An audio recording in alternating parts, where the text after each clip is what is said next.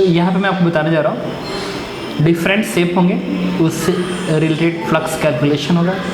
तो आप उस पॉइंट्स को याद रखेंगे क्योंकि जितने भी आने वाले क्वेश्चंस होंगे उसमें इसका आपको यूज मिलेगा। जैसे ये एक क्यूब है जिसके सेंटर पे एक चार्ज क्यूब है। एक क्यूब है जिससे घर है आपका, और घर जो का कमरा जो है वो एक क्यूब है जैसे है, उसके सेंटर पे एक चार्ज है। तो क्वेश्चन में कह रहा है कि पहला कि इस पूरे क्यूब से कितना फ्लक्स लिंक करेगा, दूसरा एक सरफेस से कितना फ्लक्स लिंक करेगा। तो पूरे क्यूब से जो फ्लक्स लिंक करेगा क्यूब से वो कितना होगा, क्यू अपॉन एप्सिलॉन नॉट होगा। यहाँ आप लिख लेंगे फर्स्ट पॉइंट पे charge at centre of cube, ये हेडिंग है, charge at centre of cube. तो कोई पूछे कि इस क्यूब से टोटल कितना फ्लक्स लिंक करेगा, क्यू अपॉन एप्सिलॉन नॉट। और कोई पूछे एक फेस से कितना लिंक करेगा, face of cube, one face, वो कितना आएगा, क्यू अपॉन, टोटल कितने फेसेस हैं, कायदे से सारे सरफेसेस सेम आएगा। क्यों भाई, क्यूब के सेंटर पे चार्ज है तो फील्ड लाइन चारों तरफ जाएंगे, इक्वली डिस्ट्रीब्यूटेड होंगी। तो अगर वो सेंटर पे है, अगर ये चार्ज सेंटर पे है तो इससे फील्ड लाइन, इससे फील्ड लाइन, इससे फील्ड लाइन, इससे फील्ड लाइन, इससे फील्ड लाइन, हर सरफेस से सिमेट्रिकल दूरी पे है। तो क्या सबसे फ्लक्स लिंक बराबर होगा, हाँ, और सारे से लिंक फ्लक्स को अगर जोड़ देंगे तो कितना आएगा, क्यू अपॉन एप्सिलॉन नॉट आएगा। तो फिर पूछे एक सरफेस से कितना, एक सरफेस से तो कितने सरफेस होते हैं, 1 2 और ऐसे 4, कितना हो गया टोटल, 6 सरफेस हो गए। ये क्यूब में टोटल 6 सरफेस हो गए, 6 सरफेस हो गए। तो टोटल क्यूब से इतना फ्लक्स लिंक करेगा तो एक फेस से कितना करेगा, क्यू अपॉन 6 एप्सिलॉन नॉट लिखेंगे। आप इसको ध्यान रखना कि बहुत सारे क्वेश्चन में कैलकुलेशन में यूज़ होगा कि क्यूब के सेंटर पे एक चार्ज है तो उस क्यूब से कितना फ्लक्स लिंक होगा, total Q upon epsilon not. और कोई पूछे एक फेस से, क्यू अपॉन 6 एप्सिलॉन। क्यों, क्योंकि हर सरफेस से इक्वली डिवाइड हो जाएगा। चलिए ऐसे ही सेकेंड्स, ये पार्ट मान लिया, ऐसे बी पार्ट लिखते हैं, बी पार्ट जो आपको याद रखना है वो बताता हूँ। देखिए इस वाले में एक पॉइंट आपको ध्यान रखना है, वो ये ध्यान रखना है कि अगर ये क्यूब, इस क्यूब के अंदर ये चार्ज कहीं भी हो, इस क्यूब के अंदर ये चार्ज कहीं भी हो, total flux link Q upon epsilon not होगा, कहीं भी हो, चाहे सेंटर पे हो चाहे कहीं भी हो, बट वो अंदर होगा। According to Gauss law flux बराबर क्यू अपॉन एप्सिलॉन नॉट। लेकिन हर सरफेस से जो फ्लक्स लिंक करेगा, हर सरफेस से फ्लक्स लिंक वो बराबर नहीं आएगा। कब, जब ये चार्ज सेंटर पे नहीं होगा। तो इस चीज़ को ध्यान रखना है। तो इसके अंदर एक पॉइंट मेंशन कर लीजिए, if charge is inside the cube anywhere then total flux will be equal to Q upon epsilon, but electric flux with each faces will not same if charge is at not centre. Okay, अब second B part बता रहा हूँ, एकदम यही है, but charge जो है ना, चार्ज वो सेंटर पे नहीं है, वो एक एंड पे है, मतलब एक कॉर्नर पे है। Charge at a corner of cube, corner of cube मतलब मैं चार्ज को मान लीजिए, ये चार्ज क्यों यहाँ पे नहीं है, ये चार्ज यहाँ पे इस कॉर्नर पे ऐसे, ये पॉइंट चार्ज जो कि कॉर्नर पे है। तो क्वेश्चन में पूछता है कि अगर मैं इसको ए लिख दिया, B C D E F G H ऐसे लिख दिया, तो पूछता है कि टोटल कितना फ्लक्स लिंक होगा और हर सरफेस से कितना फ्लक्स लिंक करेगा। ठीक है, तो देखिए, तो ये क्वेश्चन फिजिकल केमिस्ट्री से रिलेटेड हो गया। ठीक है, इसमें क्या है कि अगर ये चार्ज कॉर्नर पे है तो हमें देखना पड़ेगा कि इस चार्ज से कितना पार्ट इस क्यूब के अंदर है। जो पार्ट अंदर होगा वही फ्लक्स दे पाएगा। तो देखिए, अगर ये स्फीयर है और कॉर्नर पे है, एक स्फीयर और कॉर्नर पे है, तो कितना पार्ट इस क्यूब के अंदर जाएगा, वो ऐसे जाएगा, इस तरह से जाएगा और ऐसे, और ये वाला ऐसे है। तो इस सेंटर से का ये पार्ट और ये पार्ट वही अंदर आ पाएगा। तो कायदे से 8वां पार्ट अंदर जाएगा। कैसे, ये जो पॉइंट चार्ज है कि स्फेरिकल चार्ज है, और अगर ये इसके कॉर्नर पे है तो सिर्फ 1/8 पार्ट अंदर आएगा, सिर्फ 1/8 पार्ट। और ये फिजिकल केमिस्ट्री में पढ़ा होगा आपने कि कॉर्नर पे होता है तो 1/8 पार्ट अंदर आता है।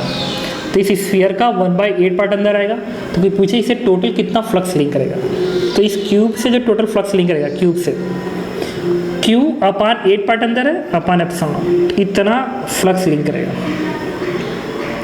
ये आपको ध्यान रखना कि क्यूब से कोई पूछे कितना फ्लक्स लिंक करेगा, तो Q upon 8 epsilon not link करेगा। अब बात आती है बाकी सर्फेसेस से कितना होगा। तो सही से देखिए, ये जो सर्फेस है ना ABCH, उसी पर तो चार्ज है, तो चार्ज से जो इलेक्ट्रिक फील्ड लाइन्स निकलेंगी वो पैरेलल निकलेंगी, पैरेलल ऐसे निकलेंगे ना ऐसे। तो इस सरफेस पे जो फील्ड लाइन होंगी वो पैरेलल होंगी। अब फील्ड लाइन अगर पैरेलल होंगी तो अंदर तो नहीं घुस रही है, तो फ्लक्स क्या आएगा, 0। और ये BCDE इससे भी फील्ड लाइन्स पैरेलल चलेंगी, तो उससे भी फ्लक्स लिंक नहीं करेगा। वैसे BEFA इससे भी फील्ड लाइन लिंक नहीं करेंगे, क्यों? क्योंकि वो पैरेलल चलेंगे। मतलब ये सरफेस ABCH है ना, ऐसा है, और चार्ज यहाँ पे है, तो फील्ड लाइन ऐसे आएंगे, ऐसे ऐसे, तो इससे फ्लक्स लिंक नहीं करेगा। तो आप इसको ध्यान रखेंगे, फ्लक्स लिंक विद इसमें, अगर इस कॉर्नर पे तो इस कॉर्नर से जुड़ा सारे के सारे सरफेसेस से कोई फ्लक्स लिंक नहीं करेगा। अंडरलाइन है, इस कॉर्नर से जुड़े जितने भी सरफेस होंगे उससे फ्लक्स लिंक नहीं करेगा। कौन कौन सा?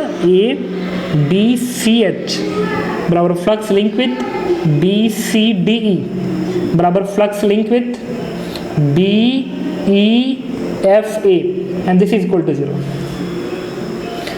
बाकी जो सरफेस है उससे इक्वल फ्लक्स लिंक करता है। अब 3D होता तो मैं आपको दिखा देता, इक्वल फ्लक्स लिंक हमेशा करता है। ये सरफेस है, ये सरफेस है और ये सरफेस है, इससे इक्वल फ्लक्स लिंक करता है, क्योंकि इससे जो सॉलिड एंगल इस पे आता है वो इक्वल आता है। तो आप इसको अलग से ध्यान रखेंगे कि फ्लक्स लिंक विथ CHGD बराबर flux link with AHGF flux link with FEDG is equal to Q upon, ये टोटल है और इन तीनों से इक्वल फ्लक्स लिंक कर रहा है, और इन तीन से 0। टोटल 6 सरफेस है, तो 3 का तो 0 लिख गया, तो ये 3 का आपस इक्वल आ रहा है, इसका मतलब इसका थर्ड पार्ट एक से लिंक करेगा, मतलब Q अपान 24 एप्सिलॉन हो जाएगा। ये भी आपको ध्यान रखना होगा। तो कि अगर एक क्यूब के कॉर्नर पे एक चार्ज रखा गया है, तो कोई पूछे कि उस क्यूब से टोटल कितना फ्लक्स लिंक कर रहा है, तो Q अपान 8 एप्सिलॉन नॉट, क्यों? क्योंकि उसका 8 पार्ट अंदर है। और कोई पूछे कि बाकी सरफेसेस से, तो इस चार्ज से जुड़ा हुआ जितने सरफेस होंगे सबसे 0 फ्लक्स लिंक करेगा, और बाकी जो होंगे उससे इक्वल फ्लक्स लिंक करेगा। तो इससे जुड़ा कौन कौन सरफेस है? BCHA, BEFA, BCD 0 लिख लिया। और बाकी जो नहीं जुड़ा है वो क्या है? CHGD, EDGF, AHGF, इससे इक्वल फ्लक्स लिंक करेगा। तो इसका 1/3 आ जाएगा, क्योंकि 3 है, तो 1/24 एप्सिलॉन नॉट फ्लक्स लिंक करेगा एक सरफेस से। ठीक है, आप इसको ध्यान रखिएगा। ओके, ऐसे ही अब अगला बताता हूँ। अगर ये जो चार्ज है वो कॉर्नर पे नहीं होता, कॉर्नर पे नहीं होता, ये कहाँ पे होता? किसी एज पे होता, एज पे, एज ऑफ क्यूब। एज का मतलब यहाँ पे होता, यहाँ पे होता, ऐसे एज पे होता। एज पे होता तो मैं क्या करता, इस क्यूब से जो फ्लक्स लिंक करेगा, अब 1/8 नहीं आएगा, एज पे होता है तो फिजिकल केमिस्ट्री पढ़ा गया होगा, 1/4 पार्ट अंदर आता है, एज पे है ना। अब कल्पना करके देखो, अगर एक स्फीयर है और चार्ज एज पे है, तो ये ऐसे कट करके ऐसे कट करेगा, ऐसे कट करके ऐसे, तो पूरा 1/4 पार्ट अंदर आ जाएगा, अंदर आ जाएगा। तो फ्लक्स लिंक क्या होगा? Q/4 epsilon not. इसका मतलब Q/4 एप्सिलॉन नॉट आएगा, इतना आएगा। और इस चार्ज से अटैच जितने भी सरफेस होंगे सबसे फ्लक्स लिंक 0 आएगा, सबसे फ्लक्स लिंक 0 आएगा।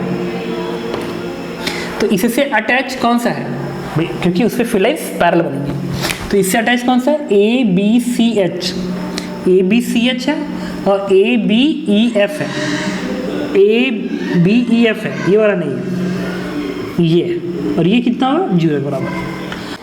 अब इसमें अगला पॉइंट बताता हूँ। आपने इसको तो 0 कर दिया, लेकिन इसकी बात करते हैं। इसमें सिमेट्री से AHGF, इससे जो फ्लक्स लिंक करेगा और बी सी डी ई से जो फ्लक्स लिंक करेगा इक्वल करेगा, क्योंकि इसके लिए ये दूरी a/2 है, ये भी a/2 है, तो ये सरफेस इस तरह सिमेट्रिकल है। अब क्या लिख सकते हैं, फ्लक्स लिंक विथ AHGF बराबर फ्लक्स लिंक विथ BCDE, और ये जो होगा वो इसके फ्लक्स के बराबर नहीं होगा क्योंकि ये दूरी a के बराबर है। It not equal to flux link with HCDG। बस इतना ध्यान रखना है। बाकी ये वैल्यू कितनी होती है, ये वैल्यू कितनी आती है, ये मैं चाहूँ तो बता सकता हूँ, बट अभी आपको ज़रूरत बिल्कुल नहीं है। ओलंपियाड्स वगैरह में बहुत ज़्यादा यूज़ होता है, तो इधर दिमाग लगाने की ज़रूरत एकदम नहीं है। एकदम सिंपल एक फार्मूला आता है, याद कर लोगे, फ़ायदा कुछ नहीं होगा। पूछे तो इसको आप याद रखोगे। Got it. ऐसे ही कुछ और डायग्राम बनाते हैं। ये जो है एज पे नहीं है, अब की बार मैंने क्या किया, फेस पे लिख लिया। अगर ये फेस पे होता और face of cube, third case है, तो जो भी है नेक्स्ट केस है, मतलब ये इस पे है, इस फेस पे है। मतलब जो क्यूब है ना, क्यूब का जो ऊपर का सरफेस है उसके सेंटर पे है, ठीक है, क्यूब के ऊपर वाले सरफेस के सेंटर पे है। इस तरीके पार्टिकल जो है वो भी एक स्फीयर जैसा होता है। एक स्फीयर है, स्फीयर का सेंटर फेस को दो भाग में, फेस से दो भाग में बट रहा है। पूरा चार्ज पार्टिकल इस फेस से दो भाग में बट रहा है, क्योंकि सेंटर फेस से कोइंसाइड कर रहा है। आप कोई पूछे इस क्यूब से कितना फ्लक्स लिंक करेगा, तो ये Q/2 बनेगा, क्योंकि फेस पे है, फेस पे सेंटर्ड है, तो आधा पार्ट अंदर आएगा, तो Q/2 चार्ज अंदर आएगा इसके, तो फ्लक्स देगा इतना।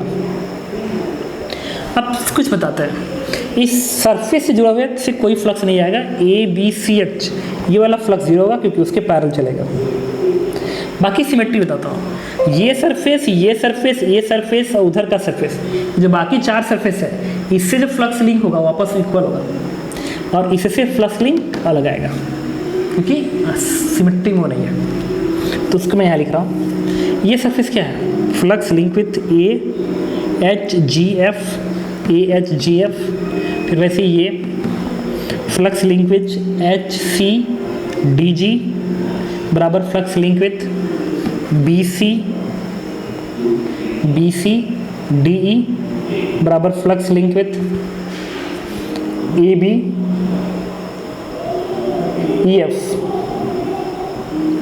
ये जो सरफेसेस हैं इनसे जो फ्लक्स लिंक होगा वो आपस में इक्वल होता है, और वो उसको लिखने की जरूरत नहीं है, इक्वल होता है। और ये जो होता है, ये जो सरफेस है, इससे फ्लक्स लिंक इक्वल नहीं आएगा, तो इसको लिख लेंगे not equal to flux link with FEDG। FE आपको दिख गया होगा, ठीक है, तो आप इसे कॉपी कर लेंगे। तो मैं क्यूब के विषय बता दिया, बाकी बताता हूँ। इसमें क्या है कि एक स्क्वायर है जिसका साइड लेंथ a के बराबर है, और इसके सेंटर से A/2 दूरी पे एक चार्ज क्यू रखा गया है। तो पूछता है कि सरफेस से कितना फ्लक्स लिंक करेगा। मतलब मेरा हाथ स्क्वायर है, ऐसा स्क्वायर है, और सेंटर से A/2 दूरी पे एक पॉइंट चार्ज है। तो पूछेगा कि बताइए इस सरफेस से कितना फ्लक्स लिंक करेगा, A/2 दूरी पे है। तो इस अगर A/2 दूरी पे है तो याद रखना इससे जो फ्लक्स लिंक आता है, फ्लक्स लिंक वो बेसिकली कुछ और नहीं, ये बनता है Q/6ε0 बनता है। ये आपको ध्यान रखना। इसको आप क्यूब वाले से समझ सकते हैं, जैसे एक क्यूब आप ऐसे इधर बना दे रहे हो, देखिए एक क्यूब ऐसे बना दीजिए, और इसके सेंटर पे एक चार्ज रख दीजिए, सेंटर पे। तो ये तो दूरी A/2 है, ये भी A/2, ये भी A/2, सॉरी ये भी दूरी A, ये भी दूरी A, ये भी दूरी A, ये भी दूरी A, और ये तो दूरी A/2 होगी, A/2 होगी। इसका मतलब ये क्वेश्चन इसी क्वेश्चन से बना हुआ है, बस फर्क क्या है कि हमें इस सरफेस से बस पूछ रहा है। तो जो फ्लक्स यहाँ पे आएगा वही यहाँ पे आएगा, क्योंकि फील्ड लाइन्स तो वैसे ही जाएंगी, वैसे ही जाएंगी। तो अगर मैं इसको इससे कंपेयर करा दूँ तो कहूँगा कि इस सरफेस से, चूँकि ये दूरी A/2 है तभी, अदरवाइज नहीं होता। अगर ये दूरी A/2 है और कोई पूछे इससे कितना फ्लक्स लिंक करेगा, और ये A/2 होना चाहिए और ये A होना चाहिए, A तभी हो पाएगा। स्क्वायर होना चाहिए, स्क्वायर के सेंटर के परपेंडिकुलर ऊपर को और A/2 दूरी पर होना चाहिए, तभी फ्लक्स लिंक कितना करेंगे। तो आंसर इस Q/6 आता है। तो इतनी चीज़ें फिलहाल आपको याद रखना है, इस पर बेस्ड होकर क्वेश्चन पूछे जाते हैं सब, तो आप उसको अटेम्प्ट करिएगा। ओके, तो इसमें क्या रहा है कि एक इन्फानाइट लेंथ का लाइन चार्ज है, और यहाँ पे एक रेक्टेंगल है जिसका ये लेंथ A के बराबर है, और इस एंड और इस एंड से इस लाइन को अगर मिलाएं तो जो प्लेन बनता है जो इसके ऊपर परपेंडिकुलर होगा, उस प्लेन के इस लाइन और इस लाइन के बीच का एंगल थीटा है। तो क्वेश्चन पूछता है कि इससे कितना फ्लक्स लिंक करेगा। समझ रहा क्या कर रहा हूँ? एक इन्फाइनाइट लेंथ का लाइन चार्ज है और एक कॉपी ऐसे है, कॉपी प्लेन है जिसका ये लेंथ a के बराबर है, और ये जो इन्फाइनाइट लेंथ लाइन चार्ज है ना, इस पॉइंट को इससे मिला दीजिए और इससे मिला दीजिए, तो ये जो बनेगा इसके बीच का जो एंगल है वो थीटा है। मतलब इसको ऐसे तो बीच का एंगल क्या है? थीटा है। तो पूछ रहा इससे कितना फ्लक्स लिंक करेगा। अब बहुत इंपॉर्टेंट क्वेश्चन बनता है और अक्सर IIT JEE एडवांस में क्वेश्चन पूछता भी। तो इसका जो फ्लक्स होता है इसको जानने के लिए हम लोग क्या करते हैं बेसिकली, एक्चुअली में क्या है कि ये जो लाइन चार्ज है ना, इसकी जो इलेक्ट्रिक फील्ड लाइंस आती हैं वो स्ट्रेट लाइन बनती है, ऐसे बनेगी, ऐसे। तो अगर 360 डिग्री जाओगे ना, 360 डिग्री में, तो इक्वल गैप होंगे, इक्वल गैप के होंगे। तो अगर मैं एक कंप्लीट मतलब ए लेंथ का अगर मैं एक सिलेंडर बना दूं जो इसको घेर ले, चारों तरफ से घेरे ऐसे, जितना दूरी इधर होगा उतनी दूरी इधर का सिलेंडर, मतलब इसके जो परपेंडिकुलर दूरी है, इससे इस सरफेस की जो परपेंडिकुलर दूरी है उतने रेडियस का एक सिलेंडर बना दीजिए। तो फील्ड लाइन जो सिलेंडर सरफेस होगा ना, उससे इक्वली बाहर निकलेगा, इक्वली गैप पे बाहर निकलेगा। मतलब अगर ऐसा बना दे ना, ऐसा और ये लाइन बीच रख दो, तो हर सरफेस से इक्वली गैप पे बाहर निकलेगा। मतलब ना इक्वल थीटा पे ये प्रॉपरली फील्ड लाइन डिस्ट्रीब्यूटेड होगी। आप कोई पूछे कि बताओ इस सिलेंडर से टोटल कितना फ्लक्स लिंक होना चाहिए, टोटल फ्लक्स, तो क्या होगा? ये जो सिलेंडर बना हुआ है ए लेंथ का, उससे पूरी तरह से घेर दीजिए ऐसे। तो according to Gauss law total flux क्या आएगा? टोटल फ्लक्स आएगा, ये आएगा Q/ε0। और Q क्या आएगा? Q आएगा charge density lambda into side length क्या है? A। ये वाला नहीं, ये वाला जो इस लाइन के पैरेलल होगा, तो बनेगा लैम्डा इंटू ए। ये तो घिरेगा, टोटल फ्लक्स आएगा किससे? उस सिलेंडर से। ये कॉपी है ऐसे, और इसमें एक लाइन लगा दिया। अगर ये लेंथ ए के बराबर है तो टोटल फ्लक्स इससे कितना लिंक होगा? Q/ε0। और Q क्या होगा? लैम्डा इंटू ए, चार्ज डेंसिटी इंटू ये वाला लेंथ, इतना आएगा। और अगर मैं कहूँ कि इस क्यूब में, ये जो क्यूब कर रहा हूँ, ये जो सिलेंडर बना है उसका ये वाला सरफेस, सिर्फ इतना सरफेस बात कर रहा हूँ, सिर्फ इतना सरफेस, अगर इसके सेंटर पे थीटा एंगल से सेंटर है तो इतने से कितना फ्लक्स लिंक करेगा? लगा देंगे यूनिटरी मेथड। भाई टोटल 360 डिग्री है, तो 360 डिग्री से इतना फ्लक्स लिंक कर रहा है, तो थीटा एंगल से कितना फ्लक्स लिंक करेगा?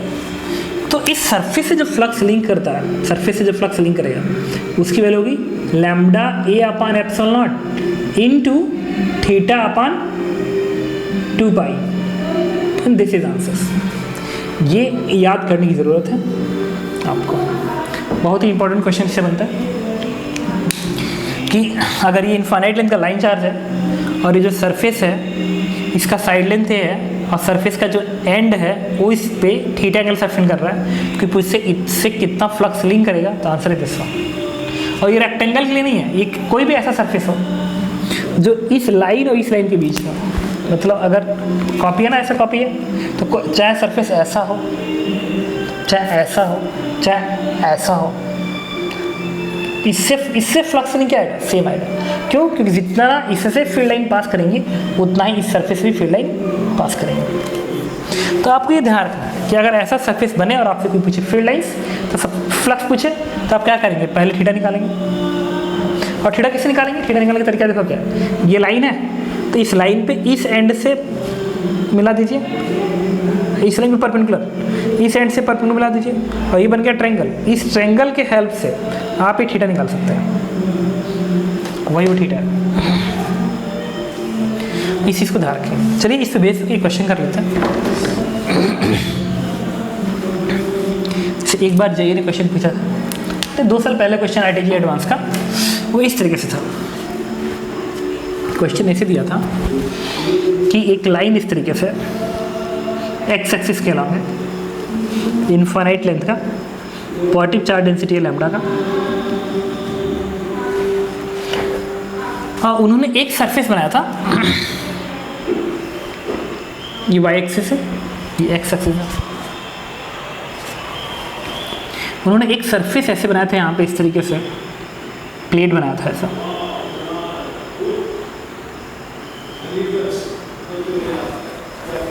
जिसका ये जो लेंथ है, ये लेंथ सपोज करो a के बराबर है, और ये जो लेंथ है सपोज करो a/2 के बराबर है। मैं कोऑर्डिनेट लिख दे रहा हूँ। इसका जो कोऑर्डिनेट है basically this one is 0, a, 0, और ये तो ओरिजिन ही है, ये तो ओरिजिन ही है, मतलब ये ना x axis positive charge density की ओरिजिन ही है। इस पॉइंट का जो कोऑर्डिनेट है वो दिया गया,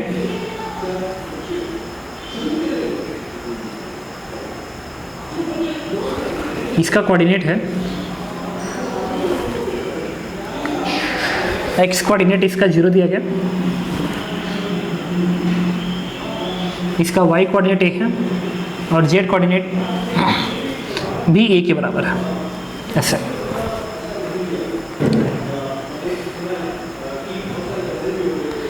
अब इसका जो कोऑर्डिनेट है